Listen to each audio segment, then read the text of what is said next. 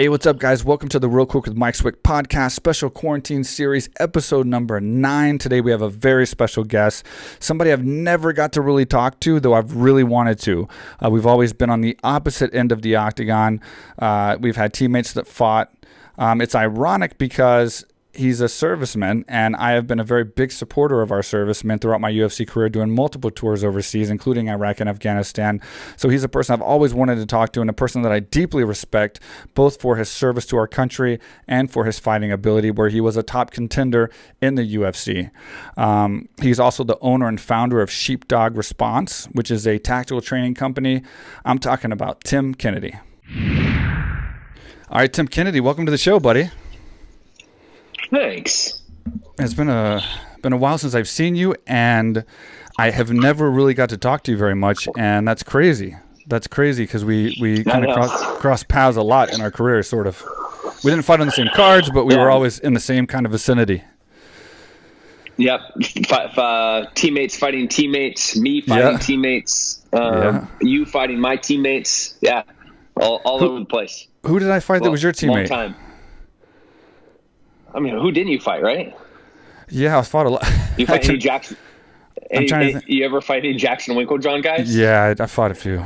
I fought some different people, but yeah. So we were always like on opposing corners, but obviously deep respect for the military thing. So that's awesome, and that's cool, and that's what you're doing now. You're working with Sheepdog Response. You've formed a company that does tactical training, correct?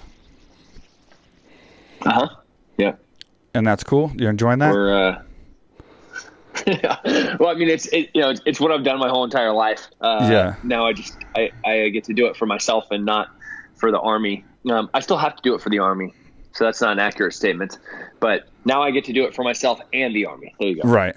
And it's your thing. And so you're actively enlisted too, right? So you're still currently enlisted in the Army. That's cool, man. Yeah, I've been in for 16 years. This coming January. That's awesome. A while.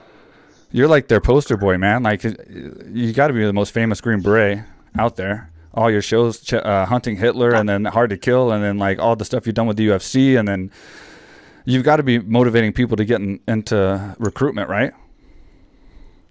Yeah, they definitely give me a little leeway from I guess a normal soldier, just because of the positive impact I have on the regiment.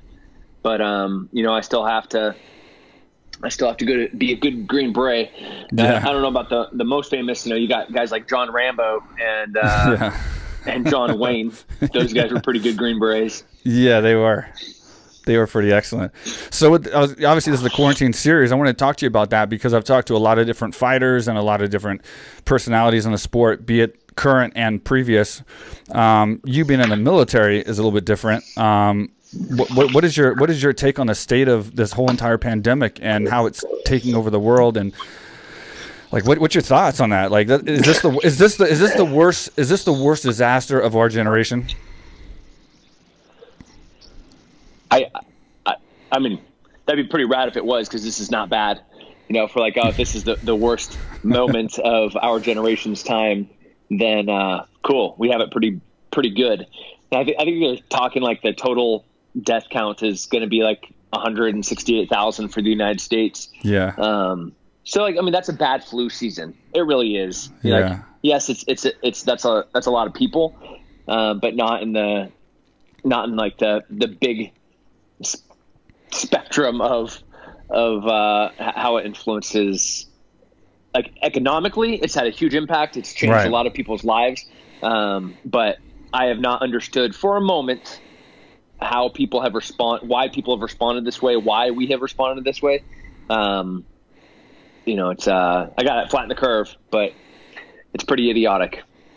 It's crazy the difference in America compared to everywhere else. And you're kind of pro for the not staying at home, correct? Like not letting the government tell you to stay at home and stay indoors. Like in Thailand, we were forced to stay inside and stay actually in districts. So they actually blocked off the roads, and we had to stay in our, like, I guess you would call it neighborhood, sort of, where I couldn't even go to the gym. My business that's been shut down by the government as well. I couldn't go to my gym. I couldn't go see my friends. I couldn't go to certain areas. So we were locked in for probably around 2 to 3 weeks. Now they've controlled the virus in Phuket enough that they're opening up the areas where we can travel from different places.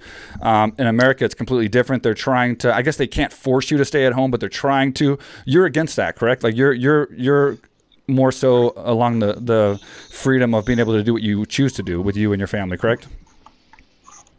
Oh yeah, I'm 100%, not a little bit. I'm 100% against the government telling me to do anything. Like at all. Like them telling you to close down your business, insane to me. There's a young woman up in Dallas.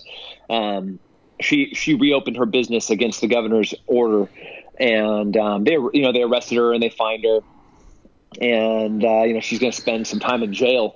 Wow. And the judge is like, hey, you need to apologize and understand what you did was wrong. She's like, no, I was literally doing this so my kids didn't starve. And, of course. And like that is not it is my opinion. And it was the America's opinion, like the founding fathers' opinion, that it is not the government's place to tell us what to do in any way, shape, or form. They work for us. And I have fought I've done some pretty horrific things to support those ideals. And so when those aren't being realized, when I have a governor in Michigan that's telling people that they can't grow vegetables, and you have a governor in California that's telling you that you can't go outside or walk on the beach or go to a park or paddleboard and you're going to get arrested. You have a problem. Like you're describing Thailand. And I was like, man, I remember that. That's what they did to the Jews in 1939, 40 and 41, like cool. Put them into districts, like tell them what businesses they're allowed to use, where they're allowed to go, who they're allowed to talk to. Like maybe we should even have you guys, sew some things on your jackets to make sure everybody knows exactly who is who. Yeah. You're laughing, but like how far away are we from that? No, I get it, and that scares insane. me. Yeah, it scares me. Scare you? Do you think there is any? I mean, I get your point 100%. I totally get your point. But do you think there's any chance? Okay, so obviously you being a special forces operative and having sensitive information, I'm sure you have a top secret clearance and acceptability reviews on certain things and all that. So you obviously know information sometimes that the civilians don't know that could protect them. And sometimes you may instruct a civilian in your military life or career to go and do something to protect yourself. And they may say, I don't want to do it. And you're like, no, shut the hell up. I have information that you don't. And there's a reason for that. Go protect yourself by doing this. And you have that information to know you're protecting them. What if the government has this information that could protect the civilians from this virus or whatever, and they're saying, please stay at home for your protection? What if there's a chance of that? And then you don't do it and it makes it worse. And I'm only saying that because the numbers in America are going so high. There's 73,000 people dead, 1.24 million cases already. It's been the biggest in the world, and they're the ones opposing it the most. So that's the only reason I asked this question.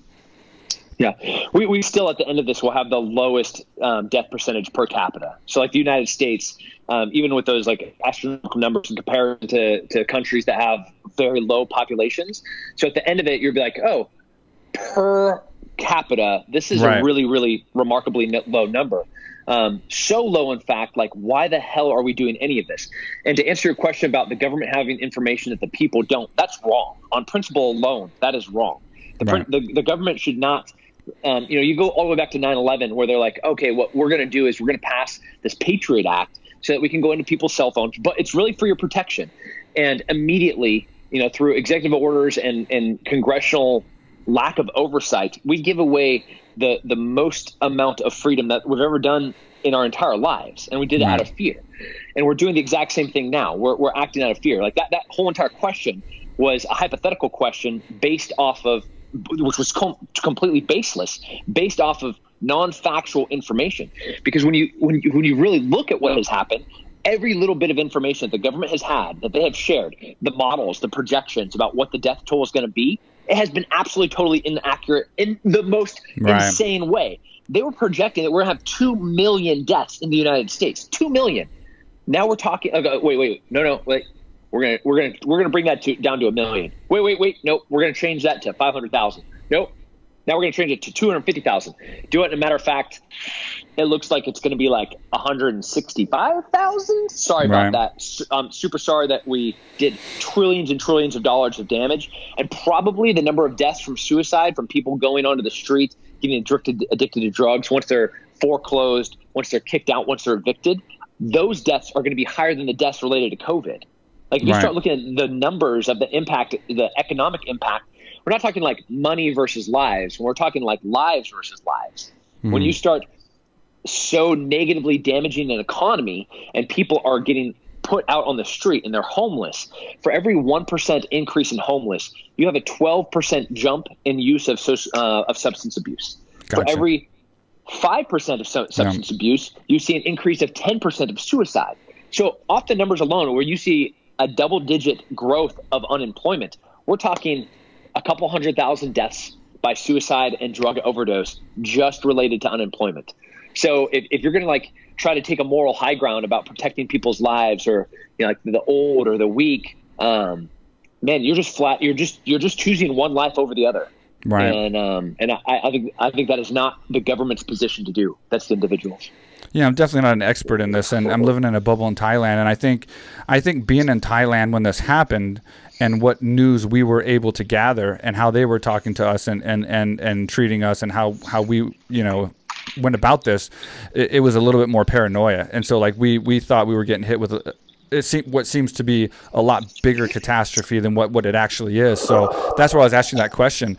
And it's just, how do you see this ending then? Like, how do you see this going back to normal and ending in the safest way possible? Do you think it's one of those things where people get infected, and because we know people are asymptomatic, we know people have very minute, symptoms, and they could just get over it really fast without any medical care, or they go to the hospital, get minor medical care, and then obviously the most rare is the older pre-existing conditions where they're pretty much on their deathbed anyway and they die. Is it going to be a situation where if you take a chance of getting this, like any other disease in the world, you go out there and you get it, and you either just get over it and you're asymptomatic, or you have like a flu, it's just a bad flu, you get over the flu, you sit down and you sleep for a few days, or you go to the hospital, you might have to take some antibiotics, or the worst case scenario, if you're older, you die and you move on. Is that how we're going to, you think we should treat this, or do we have to wait for this vaccine and this whole cure and all this kind of stuff that's going to take obviously ages to happen?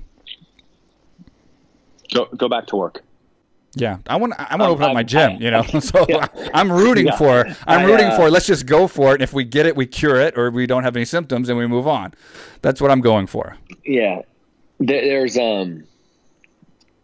fortunately we have precedents, pandemics throughout history. In hundreds of examples, even in current recent recorded history, from SARS to MARS to even all the way to the Spanish flu, like really good examples of you go back to work and things start back up again. Right. The longer you prolong it, the worse it gets. Especially something that's so transmittable as this. I get flattening the curve, but at some point, everybody has to be exposed to this. And I do agree with you with flattening the curve. I do think for me, right now is better. Yeah, I do agree with you flattening the curve. I think when we were going through this in Thailand here, I never saw this as a cure. I never saw this as a way to fix it. If this was a way to fix it, we're looking at way longer than a vaccine and a cure to isolate people until this thing is over. I mean, how long could that possibly take? If it takes it could take forever. So I definitely saw it as flattening the curve versus fixing the problem. But I don't know. It's a tough thing, man. Like you said, the news comes out one day, it's one thing, and then it's the next, and then it flip-flops to this and that and the other, and it's just and there's a lot of things they're withholding, I think. The one thing that if you Google and try to find out is the age groups of people who are dying and their pre-existing conditions. It's a really hard stat to find because it's a lot of really old people. It's intentionally hidden. There's no doubt in my mind that the difficulty of us being able to find out what pre-existing conditions existed for, let's just take the current 75,000 people that have died in the United States. If we took that 75,000, we said, okay, who had emphysema? How old were they? What like, not that I approve of her political position or anything. There's a young lady named Candace Owens, and she is stirring the pot right now because she's going and finding, albeit outliers, of people that have been their death cause says COVID, but then she's like, this person was hit by a truck. Yeah, like they were driving in their car and they got hit by a semi truck. Right, but their cause of death says COVID. And this person is 88 years old, has emphysema, and has been on a respirator for the past like 3 months and on oxygen, and they got COVID and is now dead, and they're attributing it to COVID. This is an 88-year-old person with emphysema, you know? I could not be more irritated and frustrated with our inability to get real information. It feels like everybody's lying to us, you know, from major news networks to the White House to everybody. It's just like, I don't know. There's not anybody you can believe. You know, like especially the WHO. Like, we know they're lying. There's no doubt that they are absolutely trying to protect China. You know, shame on them. Like they are the cause. There's a lot of blood on their hands. Like literally the organization whose purpose is to protect us, they were lying to the world about the origin and how the spread of COVID happens. So as an American, I'm like, I hope we never have anything to do with the WHO again. I hope we defund them. I hope we pull out, and I hope the rest of the progressive, like the progress world says, go kiss our ass. Yeah. WHO, you suck. So you're not wearing like masks and bio suits when you go to the grocery store and gloves and everything when you're shopping. I take it. No, that's right. No, I don't have to shop often. Yeah. I live in Texas. Obviously, I got a big old flag behind me. I'm a Texas boy too, bro. I'm a Texas boy too. Yeah. You know, I'm on land. I have eggs every day, and we got food, and I have solar, and I have well water. So like, I don't have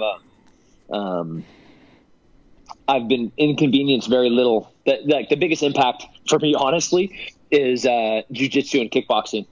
Like, yeah, you know, I've been hitting more pads and training with fewer people than I normally do. Right. Yeah, that makes perfect sense. Do you think, I always want to ask someone like you especially, do you think that there will be some kind of apocalyptic situation in the future? Like, are you worried about the future where something way worse than what this is will happen, to where it's like every man for himself? Do I think it's going to happen? No. Ever? No. I mean, it seems like we were just right on horseback shooting people with pistols and then dropping bombs out of planes, then like nuclear weapons. And then like, I mean, time is flying fast, and it just seems like it's going in a really bad direction. And a couple of nuclear bombs, that's going to take down cities. I mean, pretty much then it's going to be, who's going to go to work? I mean, the military, the police, who's going to protect people? Who's going to, if like a major. Yeah. I also am in a very unique community, not like literally where I live, but like a group that I surround myself with and the people that I work with. Like I literally own a company that teaches people how to be prepared. Right. You know, so like from executives to instructors, you know, at any given moment, there's a couple dozen Green Beret, Special Forces, Navy SEAL, Delta Force guys that are like hanging around my house.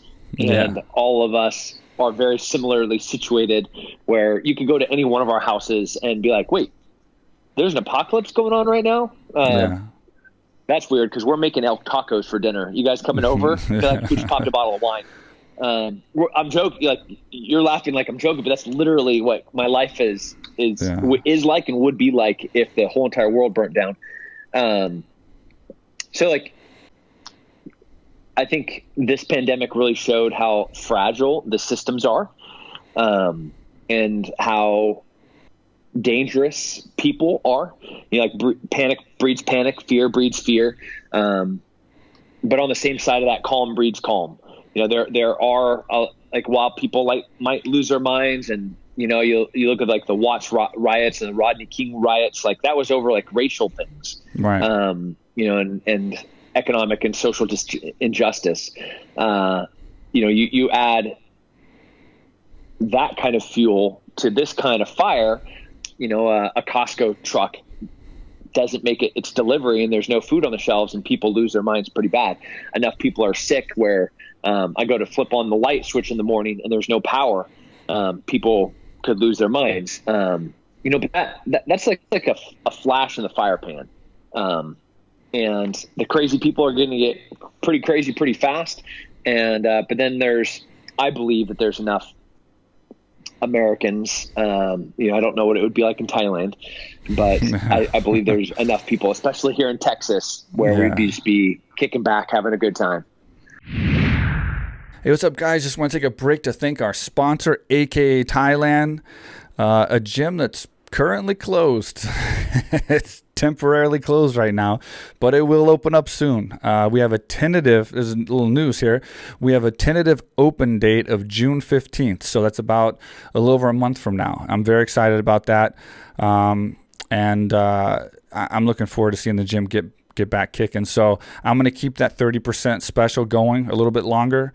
So if you want to save 30% on pre-book training, now again, the pre-book training that you can book now can be used anytime in the future. So if you're not planning on coming for 6 months, a year, no problem. If you want to transfer that training to somebody else, say you decide that you don't want to use it or you want to buy it for somebody else, no problem. It's 30% discount on all group training packages. And the website is completely set up. So you can just go to the website, go to the pricing page, pick whatever package you want, and the total's already there. You don't have to email us or get us to do any kind of code or anything like that. Just go ahead and purchase it right off the website. You'll get a confirmation, and then we'll contact you. If you have any questions, please contact us at info@akathailand.com. We'll answer any question you have, as well as prepare you for coming here. We can do all-inclusive packages where we can take care of your hotel, your taxi transport from the airport, VIP or regular. We can do motorbike rental for you. We can do meal plans where we have an on-site restaurant at AKA Thailand where you can have a meal plan and prepay so you save money and you get 2 to 3 meals a day during your training, which is an amazing thing to do because you can actually leave training, like your Muay Thai program. You can go order food, go take a shower, get cleaned up, come back, your food's ready, you can eat, boom, within 45 minutes, which is the ideal time for your nutrients to absorb in your body. So again, any questions, info@akathailand.com or check out akathailand.com for all the pictures, details, information, videos, and stuff about the gym, and our Instagram, of course, number one, at akathailand.com. We will see you soon. Well, yeah, it's definitely a different opinion of there's a lot of scared people, and there's a lot of people that I've talked to on my podcast and friends of mine that have felt that they've already had the coronavirus or that they've been around people who's had it. Like, I guess there's a lot of people that's been sick since January, and so a lot of the same symptoms. So a lot of people think that was like the coronavirus early. A lot of people got over it, and it was fine. They never got tested. They still never got tested, so they don't know. And they think that could be just a sign that there's probably a lot of people that just got over this like the flu, and this is just basically a really bad flu. What are your thoughts on that? That's what I have been saying for the past 3 months. I actually think my whole entire team had it. We were teaching a course in Las Vegas. There's a dozen of us, like 12 special forces. Like there's Ranger, Delta Force, 3 Green Berets, a couple of cops, and I mean they're all like massive Greek god, like Adonis looking dudes. And for like 4 or 5 days, it was like a freight train went through the team house. We're taking turns who was teaching because like it was hard to breathe, and everybody, the whole team was like that. And it went from like one guy to another. And it was during the same time in Las Vegas, a SHOT Show, which is like this big weapons convention. Mm-hmm. And it was they called it the SHOT Show flu because so many people got it. And all of us that were there at that time work are in hospitals or are firefighters or police officers or in the military, and we're all in places where there's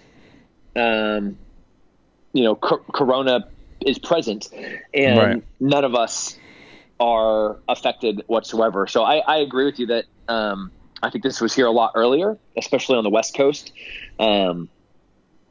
Places that have a lot of commerce and travel from China, and to like which Las Vegas does, and which California does, and which Washington and Oregon do, and here in Austin we also do. And so I think it was here a lot earlier than we were noticing, and it's just a bad flu. Yeah, it's it's good insight, man. I'm glad to have you on here for this perspective. So, in your training, did you train? I guess obviously you did, but you did some training in Fort Bragg, correct? Oh yeah. And the Swicks unit, that's what it's called, correct? Swicks, Special Weapons. Yeah. Okay, yep. So I've done a lot of stuff in Fort Bragg. So I did a lot of tours stateside, and then I did 15 overseas tours. So I did 3 tours in Iraq and 2 tours in Afghanistan, just support. Obviously not what you did, but just supporting the troops and stuff. And I did a lot of stuff in Fort Bragg. So I helped the family readiness program, donated some money and did some charity events and gave away some guns and did some stuff there back in, I think, April of 2009. But I've also got to visit the kill house there, the sophisticated kill house they had, and then saw the Swicks unit. And so I assumed you'd and then I also worked with the combatives there. And I know you've won the combatives, 3 times, something like that, when you were competing there. And it seems like back then, I mean, of course, it was back in 2009 and around that time frame, but the combatives was becoming really big. There was a lot, as I was touring, I was in Afghanistan in 2012. I was in Iraq in 2010, 11, and 12. And it was growing then, like getting bigger and bigger, the combatives program, where a lot of these guys were wanting to move into a lot more MMA style fighting. And I did some seminars in Fort Bragg. And then obviously when I did my tours, I did seminars and grappled with all the guys there. So what was it that made you, just out of curiosity, from the military transition into MMA, what was it that made you jump into MMA, being that you were in the military and a successful special forces operative? Did you get what you wanted from MMA? I was top 10 in the world when I enlisted. So I'd already been pro for like 5-6 years before 9/11 happened. Okay, that's right. I'm old. I remember now. Yeah, I remember the story now. Yeah. So I was fighting in the Army, especially in combatant units, infantry, special forces, Ranger Regiment. Fighting is just kind of part of it, right? Gunfighting, fist fighting. So it's just the nature of the group of people that are there. So it's really easy to go and compete in mixed martial arts, because like culturally, like if you look at the old 70s, 80s, and 90s movies about Navy SEALs, you see guys like fighting in bars and like in rope rings, and you see guys training behind, like when they're deployed overseas, like they build octagons, or like they use katikos, and you've been over there, you've seen it, like they really do that. Like they're making it a little Hollywoody, right? But like especially in special forces, like that's just part of the culture and the way that it is. So like if I'd get off work on a Friday, if I could drive up to the Mohegan Sun and do a fight on Saturday and make it back on Sunday to show up for work on Monday, that's pretty cool, easy weekend. Yeah, that's awesome. Yeah, you're right. That's awesome. And it seemed like Fort Bragg had one of the places I went to, Fort Bragg had one of the most advanced and their, as far as their gyms and the combatives programs. Toward the end, I ended up in Iraq toward the end, and the guys were getting really good. Like there were starting to be like brown belts and black belts. Some of them were contractors, some of them were servicemen, but they were getting pretty good. But just so much respect for what you do, man. Like, long story short, so you mentioned Navy SEAL, so that's essentially what got me started. I wanted to be a Navy SEAL when I was a kid. I was watching Navy SEAL, Finest Hour, all these movies about Navy SEALs, and I wanted to be in the group that actually made a difference. So be it, Green Berets, Navy SEALs, Delta Force, whatever it is, these are the guys, in my opinion, growing up small town Texas, that were actually going out there making a difference. So I wanted to do that, and I got into fighting to help prepare for that. And then just fighting took off, and I just kept kept staying with fighting to see how far it would go, and I figured I could always enlist afterwards, and then just one thing led to another. So that's why, you know, I've had deep regret that I never got to go in the military and serve my country. So that's why I did so many tours once I got in the UFC, and that's why I did as many as I did, and hopefully I gave back enough and did enough to help out. I think going on these tours definitely showed, you know, it made me feel like the little things count so much, you know, and I think you guys are so, you go through so much, man. What I've seen overseas, especially in Iraq and Afghanistan, like I was also in Germany at Ramstein, and I went to Landstuhl. Is it Landstuhl Regional Medical? Landstuhl. Okay, so I went there and visited the wounded warriors that were coming in from Iraq, and just a quick story, but I met these guys that were coming in from Iraq, and they haven't had any visitors, you know, since their traumatic experience, getting blown up by EODs or getting shot or whatever the case. And I was one of their first. Our group was one of their first, visitors. And I would hand them my shirt. Combat Life was like my brand that I would like print and bring shirts and give out to the troops and stuff. And I gave them shirts, I gave them caps, I gave them all this stuff. We talked, we visited, and then we found out they were getting loaded onto C-17s the next day to go to Walter Reed, I think it was, which I'd been to Walter Reed as well before. So I think they were getting transported back to Walter Reed, and so they asked us if we would like to come in and help load the guys onto the plane or be there with them when they got on the plane, and kind of just surprise them because they didn't know we were coming. And so we showed up there, and a lot of the guys were coherent, and they saw us, and they were surprised, and they were happy, and they were, it was cool because some of them were wearing the Combat Life shirts, and like, when you give somebody a shirt and they actually put it on, it's really cool. But hopefully I'll get emotional on this story. But there's this one guy that was laying on a gurney that I had met previously, and he had his arm really messed up, and he had all these like wraps on and stuff like that. He had wraps on his head. And he was really, really bad shape. And when I got on the plane, I saw him, and he was laying on a gurney in the C-17, and he had a Combat Life shirt on, and it was ripped. So essentially he had to rip the shirt, like rip the whole arm off to get it on, because it couldn't fit over all the wraps and all the bandages on his arm. And in his hand, he was laying there. The only thing he had in his hand was a cap, a Combat Life cap.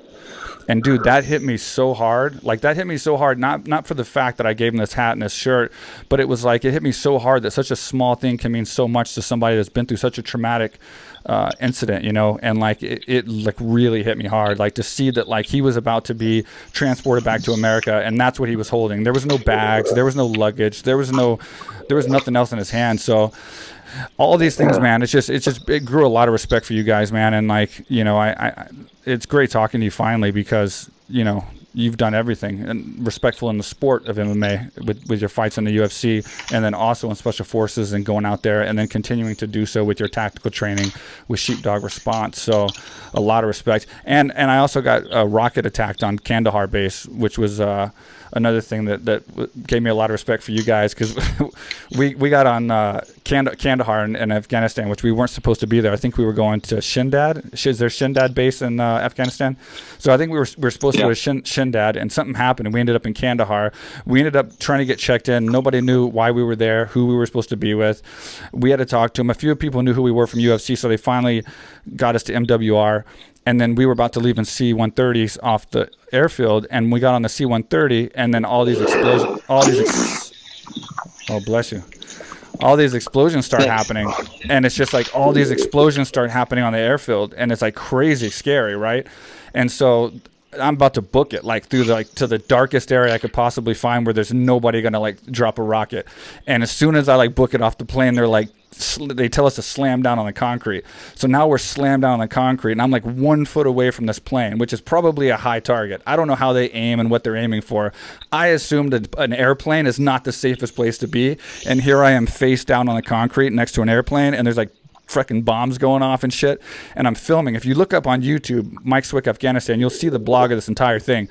And I'm filming, and then finally we get up and we go to the bunker, and I'm sitting in the bunker, and I'm just like, holy fuck, we just got almost blown up by rockets, and like I'm like freaking out, and like everybody's freaking out, and then there's some military guys in there, and they're just chilling. Like it literally was like nothing for them. Like it was literally, they were just talking, and then they were just talking to us about how normal this was.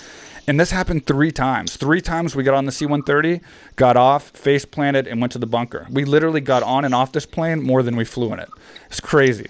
So that was That's like fine. another, and that was just a freaking airfield, and that wasn't even on a convoy, wasn't even on a mission. So it's like, man, you guys have went through so much, man, and like I have deep respect for that.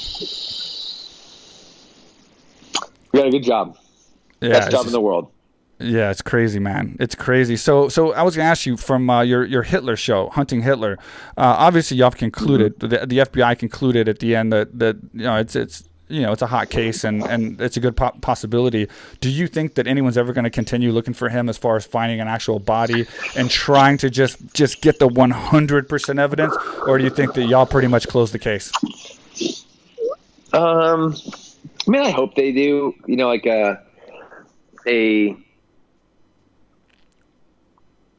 he's an asshole, right? Yeah, And he's definitely him and Joseph Magnoli. Yeah. And I like seeing when justice is served, and knowing that part of justice is closure, and one of the many reasons, like through the justice system, that it goes all the way to the end, where they like in the old days they were hung or lethal injection or electrocuted. Like that's the finality, right? Not only do you know who did it, but then this is the end of that saga.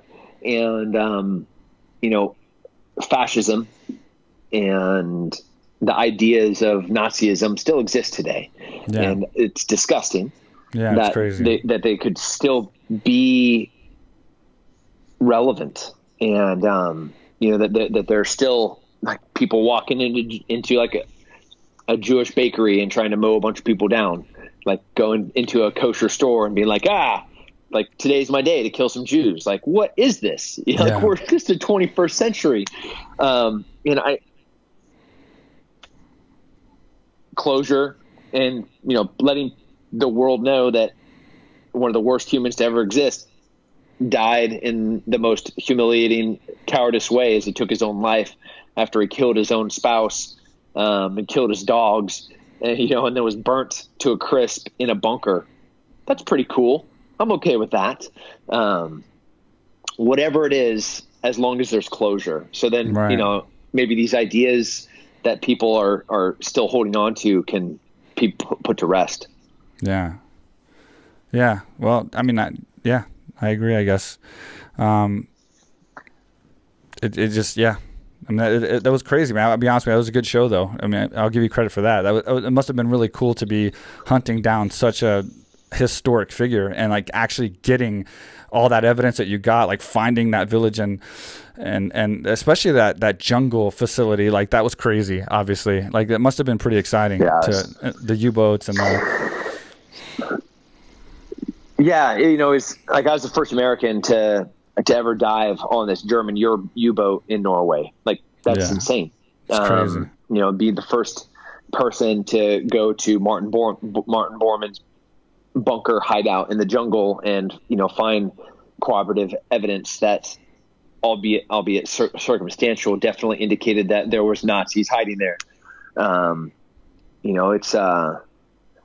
It's cool. I would have liked to have taken it a little bit further. We had more stuff that we wanted to. We had more episodes. I'm saying episodes. We had the investigation continued, and it took us into North Africa and into the Middle East, and it actually here back to the United States as well. But we weren't able to pursue those because it was kind of hot topics. Yeah, right. And that pissed me off. Yeah. To go that far and then just be told no. It sucks. Well, it's like we don't we don't want to talk about these things right now, because like fascism and like people are calling Trump a fascist or calling Nancy Pelosi a fascist or like clearly they don't understand these words, but when we're following evidence back to the United States, especially like Operation Paperclip, where we wanted to beat the communists in a race to the moon. So we were definitely letting some dudes go in exchange for some pretty good scientists. Yeah. And, there's nobody that hates a communist more than a fascist. And, we might have been turning a blind eye away in South America from what the fascists were doing to combat communism down in South America. So, again, like here we are full circle, back to what you said, like what if the government had more information than the people? That should just never be the case. Yeah. Never. Like the people should always have all of the information, and all decisions should be made by the people accordingly. That's crazy, man. And I was gonna ask you one more thing, just real fast. I know you got time, or I know it's taking a lot of time for you, but which I guess from our Corona conversation, you're totally pro UFC 249. I guess you have no problems with that going on. Are you looking forward to that fight? And what are your thoughts on this fight and then Fight Island? Fight Island, it's hilarious. It's out of a movie. I want to go and fight in Fight Island. You're gonna come back and fight in Fight Island? Yeah. Just take my hands, dip them into some glue, and then dip them into some broken glass and some nails. Like maybe there's some Bengal tigers just like walking around. I don't know, a zombie version of Jet Li, and I don't know. It sounds so crazy. Like I just want to be part of it. But yeah, all the athletes, all their corners, they're all tested for COVID. So all the athletes and all the corners and all the athletic commission and everybody from the organization, they're all tested. So yeah, back to work. Let's go. And I have to get your breakdown for just one quick breakdown. What's your breakdown of Gaethje versus Ferguson, considering that's the main event of this fight coming up here on the 9th? That's a crazy fight, man. I'm a huge fan of both of them. Yeah, me too. It is. Me too. I mean, like Ferguson hasn't lost in like 12 years or something, or 8 years. I mean, he's on a 12-fight win streak. He hasn't lost in, I don't know, like a decade almost. And Gaethje, like he hits like a freight train. That whole card from Jacare and Hall, Michelle Watterson, Cowboy Cerrone and Pettis. We got another good title fight on there. We have the two little fellas. Yeah, Henry Cejudo versus Dominic Cruz coming back after 4 years. Dominic Cruz, crazy. But it's the GOAT. Well. But it's the GOAT. But he's coming back after 4 years and off of a loss. So that if it wasn't for that, I'd pick Dominic Cruz. The fact that it's been 4 years, he's coming off a loss to Cody Garbrandt. I have to say that's going to factor in. And I would love to see him have a tune-up fight first. I'm going to have to go with Henry on that one. But that's going to be a hell of a fight, too. Hell of a fight. Yeah. And it's the only live sporting event happening, so everybody's going to be watching this thing. I'm curious to see what kind of numbers 249 does. I'm going to watch it. I don't even watch fights, but I'll watch this one. Out of principle. Yeah. Well, cool, man. Yeah, it's good. I'm sorry. I know time is important. You're a military guy, and I know how it is with you guys.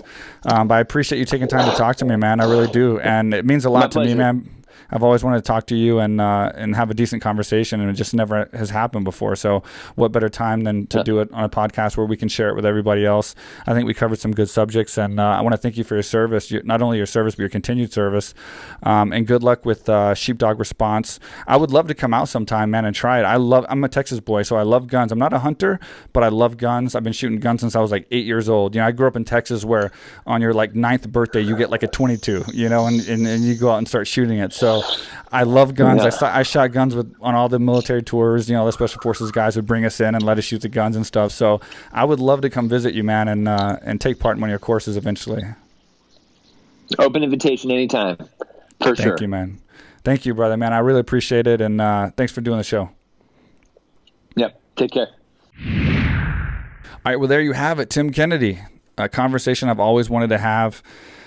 Super smart guy, man, and super gung ho. I mean, he's aggressive, gung ho, and fired up all the time, and he believes in what he believes in, and you have to respect that, And as I told him, I definitely respect his service to our country and his fighting career that I've got to enjoy watching throughout the years. And finally we got this conversation out of the way. So, it's good too that he has such a different stance on this coronavirus. It's almost complete opposite of what everybody else has said. And I'm flip-flopping all over the place just because I'm stuck in Thailand and I get only select news here. We don't get American TV. So it's like more YouTube. I'm looking at different channels through YouTube and BBC and CNN and stuff like that. And it's changing all the time. So I'm always changing my thoughts on what this thing is and the impact. And I think he gave me some stuff to think about. He doesn't seem afraid of it, and I'm starting to believe that he has a good reason, and I'm kind of leaning towards that. I think we're flattening the curve, staying inside and staying away from each other, but I don't see that as a resolve. I don't see that as the end game for this virus. I think a cure, a vaccine, or what he said, that we just deal with it. It's a really bad flu, just like. I mean, there's a lot of people that have pre-existing medical conditions in the hospital that can't even get sick. They have immune deficiency disease. And, even just getting the common cold can kill them. So, it's a step above that. So it is a serious flu, but I'm starting to lean my thoughts. I'm not an expert at this. I never claimed to be.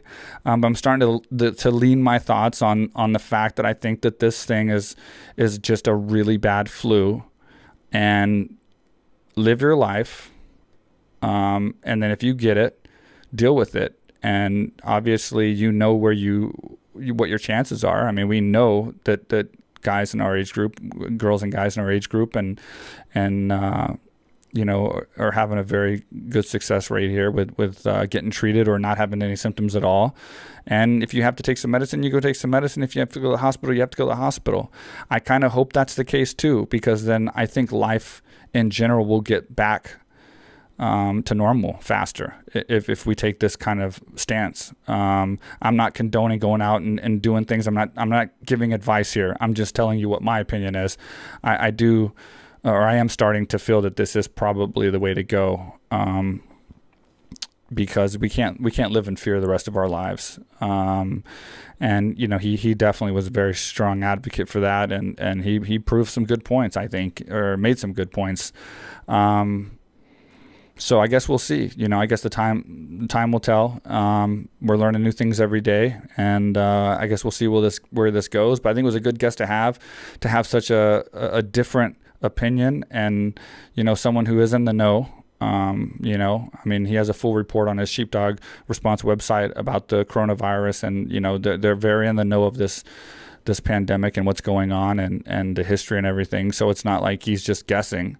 So I respect that. So I hope you guys took something from it, and I hope that it was entertaining to have this conversation in front of you guys. It was definitely cool for me, considering I've always wanted to have a conversation with him. But anyway, hope you enjoyed, and please subscribe. If you're watching on YouTube, subscribe, follow us, leave a comment, let us know what you think, let us know your thoughts, if Tim Kennedy is correct or if he's not, if we should be hiding from this thing or if we should just be facing it, taking our chances.